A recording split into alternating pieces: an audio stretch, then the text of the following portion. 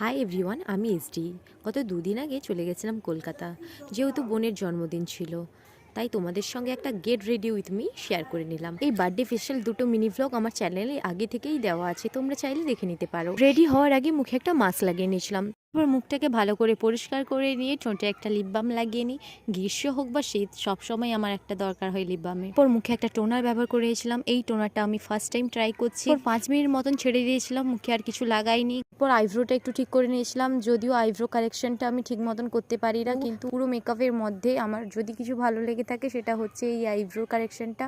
আমি করি বা অন্য কেউ, আমার সেটা কিন্তু বেশ দারুণ লাগে দেখতে। মুখে একটা অ্যালোভেরা জেল লাগিয়ে নিয়েছিলাম, 2 মিনিটের মতন ভালো করে মুখে ম্যাসাজ করে নিয়েছিলাম। এরপর ঠোঁটে একটা লিপ লাইনার লাগিয়ে নিয়েছিলাম। লিপ লাইনারটা নতুন কিনেছি, যেটার কালারটা আমার বেশ দারুণ লেগেছিল, এই ড্রেসের সাথে পরে যাবোই বলেই কিনেছিলাম।